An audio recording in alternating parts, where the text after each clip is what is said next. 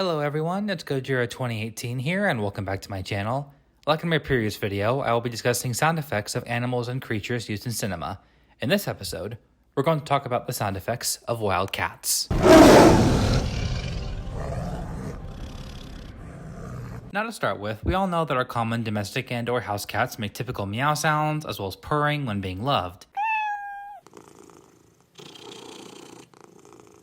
and hissing when agitated. And even in cinema, every once in a while, you'll get a mean domestic house cat, like the one featured in Mouse Hunt, for instance.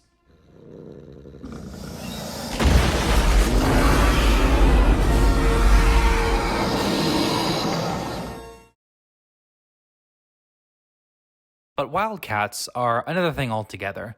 Now, while they do hiss like domestic cats, some wild cats, especially some of the big ones, also produce roaring sounds that are said to make a person's bones shiver.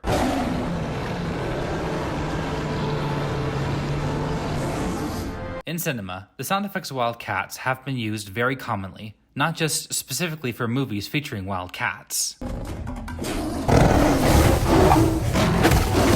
But they are also used for science fiction creatures as well as animals not at all related to cats. However, let's take this one step at a time. We're first going to start with the sound effects from the one and only King of the Jungle.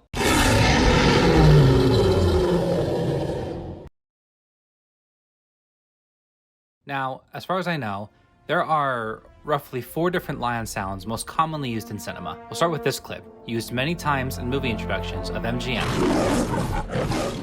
or Metro-Goldwyn-Mayer. Since 1916, this intro has been used in many movies made specifically by MGM. As you can see, it's a lion surrounded by gold film tapes. I suppose they did this to make it cinematic. In a nutshell, the creators recorded a lion, or over the years, several lions, in front of a black screen and edited the roaring lion into the center of the MGM logo. The roar from the MGM lion has changed over the years, as has the lion itself. If you want to see how much it has changed, click the link in the video and check it out. It is also in the description.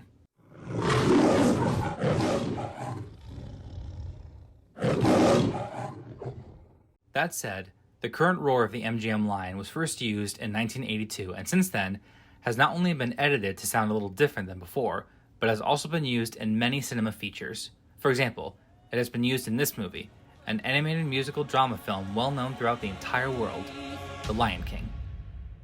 I'll admit, I loved this movie growing up as a kid. Anyone who knows The Lion King and grew up with it, I assume loves it as well. Therefore, I will not go into detail of the plot of the film. Back to the topic. The sound effects themselves are ones typically from lions, and let me show you a well-known roar used for lions. Huh?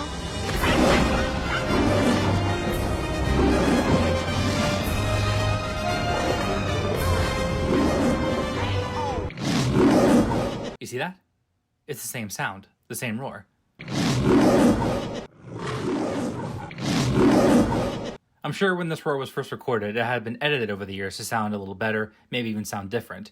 But nevertheless, this is an awesome roar, and one that can be used in cinema for wild cats as well as any other manner of creature. In fact, I myself used this individual roar for some of my dinosaur sounds. Anyways, let's move on to other sounds.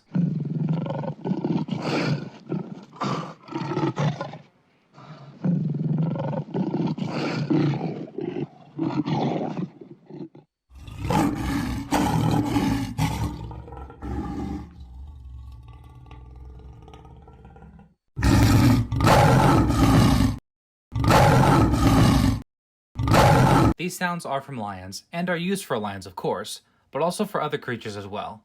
One roar in particular. This roar has been used in many movies, such as The Relic, Aliens vs. Predator, Underworld, Priest, Rogue, 65, and others. However, for some movies, it has been heavily altered.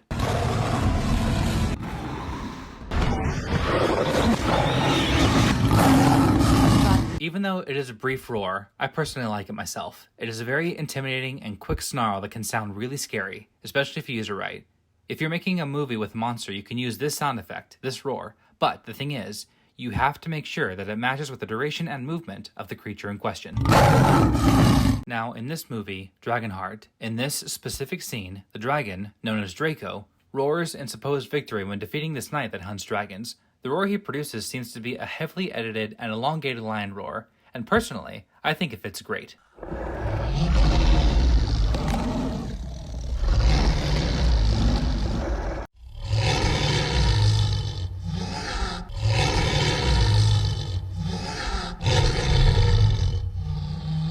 Like I said in my previous video, you can use modern animal sounds for creatures like a dragon so long as you think they will fit the creature in question.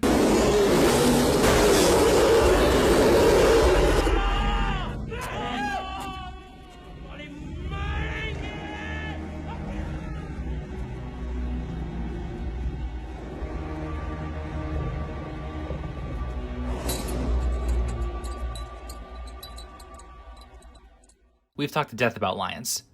Let's move on to other cats. These two in particular, the Jaguar and the Leopard. Both very similar to each other in appearance, but one is bigger than the other. As far as cinema goes, one sound effect in particular produced by the Leopard has been used a number of times in cinema for both these cats and even lions.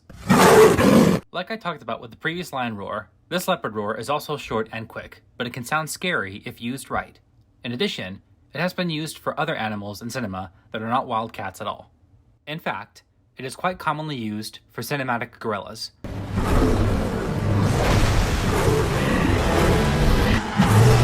I suppose when making movies like this, they use this sound in particular because it matches with the gorillas. It gives them a more intimidating appearance.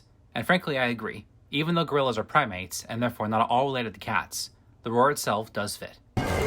This roar has also been used a few times in the Lord of the Rings series when showing the goblins. You hear that? It's the same sound effect. It's so short and quick, you'd barely notice it at first. But, if you listen carefully, you'll know what it sounds like.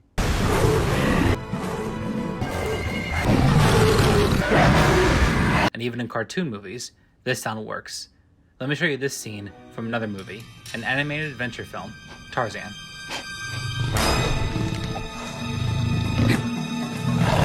Like The Lion King, this is also a good Disney movie, or so I thought growing up.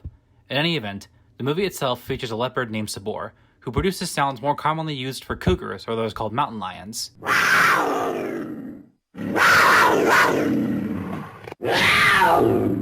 But also from lions and tigers.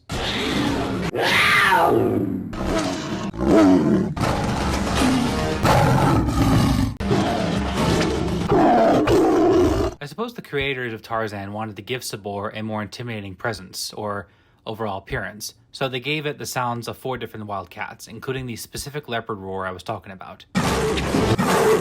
And if you want to do the same with this specific sound effect, you absolutely can, not just for gorillas or leopards, but for any creature or animal, so long as you know for sure that the roar will not only fit the creature in question, like in the sense of, oh yeah, this creature would definitely make this sound, but also in the sense that it matches the duration and movement of their mouths when producing this roar. Now, as far as jaguars and cougars go, they themselves are not given as much media attention as lions for sure. As far as I know, there are only 2 live-action movies that actually feature jaguars.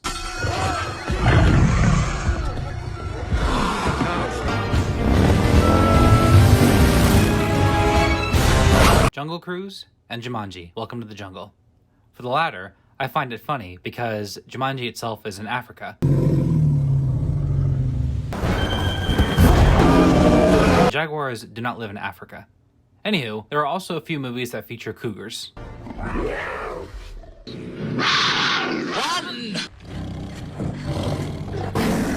And then there's the panther, which of course I know is more of a color variant of a leopard or a jaguar, rather than a true cat species itself. Oh wait, silly me, I'm kind of going off topic. Sorry guys. I'm just saying that these 4 cats, the leopard, the jaguar, the cougar, and the panther, are given their fair share of media attention, though maybe not as much as lions or tigers. But nevertheless, because they are all similar in some respects, mainly in size, movie makers use these sound effects for these cats to give them a more intimidating as well as noticeable appearance, and their roars can be used for other creatures as well.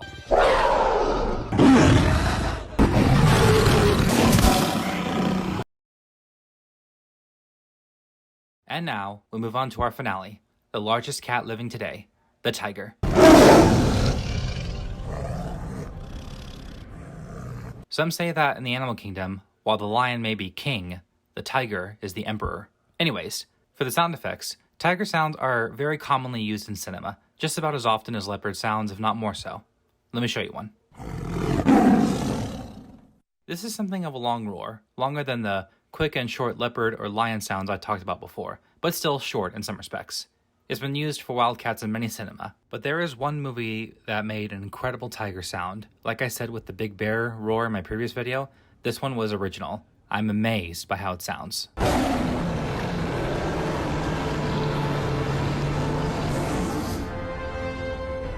This movie is called The Tiger, an old hunter's tale. It takes place during the Japanese-Korean War, therefore it is a 2015 South Korean period action drama film about a hunter trying to hunt down and kill the last surviving tiger in the territory, which the locals often call the Mountain Lord.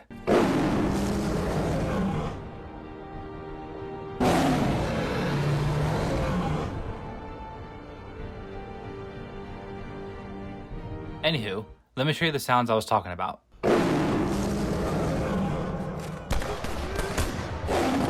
Now, the Mountain Lord himself is essentially an enormous, half-blind individual tiger. He's by far the largest tiger I've ever seen in cinema, one of kind of prehistoric proportions. The description of the movie itself said that he is godlike, and I agree with that. But I suppose that the creators of the movie wanted to give the Mountain Lord these roars to keep true to that godlike status.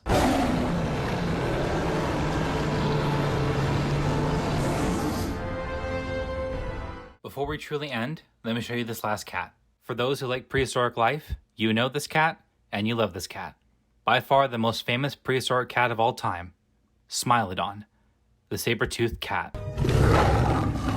This one has been featured in cinema several times, but no one knows for sure what it sounded like. It could have made different sounds compared to today's wild cats, or it could have sounded the same. No one knows. But movie makers use the sound effects we just talked about because it perhaps is the closest thing that they can get to the real thing. And I believe they do fit this prehistoric feline. However, in Walking with Beasts, the Smilodon featured in that also produced bear sounds. I thought it was kind of funny, but I realized that if they wanted Smilodon to produce an elongated sound, the closest thing they could do at the time was bear sounds, given how probably at the time when they made this documentary, the creators didn't have elongated cat sounds available to them at the time. At least, perhaps none they didn't think would fit Smilodon.